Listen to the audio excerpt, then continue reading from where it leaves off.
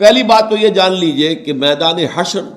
اس کی حقیقتیں، اس کے واقعات کو صحیح سمجھنا ہمارے لیے ممکن نہیں ہے۔ یہ عالم غیب کی باتیں ہیں۔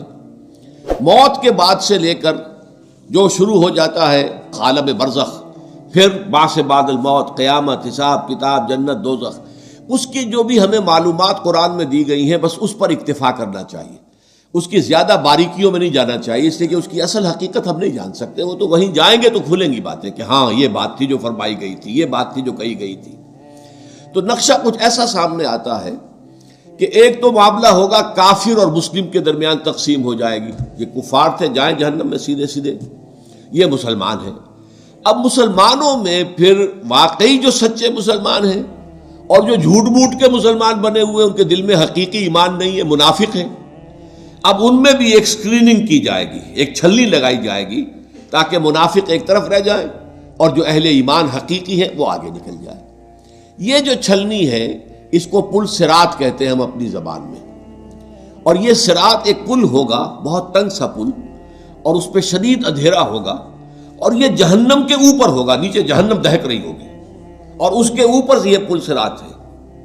اور اس اندھیرے کے اندر ظاہر بات ہے کہ ٹھوکر کھا کے گر پڑنا جہنم کے اندر یہ بالکل قرین قیاس ہے۔ لیکن جو صاحب ایمان ہوں گے دنیا سے، جو ایمان کی اور اعمال صالحہ کی روشنی لے کر آئے تھے، ان کے دل میں سے بھی روشنی نکلے گی، اور اعمال صالحہ کا کمانے والا یہ داہنا ہاتھ ہوتا ہے، داہنی طرف سے بھی روشنی نکلے گی۔ اس روشنی کے اندر وہ پل کو دیکھتے ہوئے راستہ طے کر کے اور وہ جنت میں داخل ہو جائے گا۔ لیکن جن کے پاس وہ روشنی نہیں، نہ ایمان تھا نہ اعمال صالحہ تھے، وہ جو ہے وہ ٹھوکریں کھائیں گے، گریں گے اور جہنم میں نکل جائیں گے۔ یہ ہے جسے ہم عام اپنی زبان میں پل، تو اردو کا لفظ عربی میں تو نہیں ہے،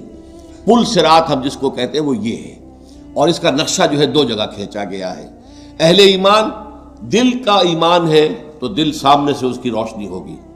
اور اگر داہنی طرف جو ہے اعمال صالحہ ہے تو داہنی طرف روشنی، دونوں جگہ پر۔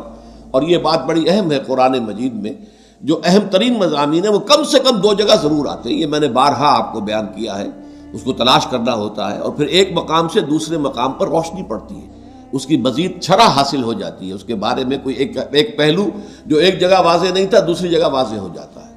چنانچہ سورہ حدید میں واضح ہو جاتا ہے کہ یہ منافقین کو چھلنی میں اسے نکالنے کے لیے در حقیقت اللہ تعالیٰ یہ پروسیس کرے گا۔ اس کی حقیقی شکل کیا ہوگی یہ تو وہیں جا کر معلوم ہوگا، لیکن یہ کہ دو مقامات پر اس کا تذکرہ اجمالاً میں نے اس کا نقشہ آپ کے سامنے کھینچ دیا ہے۔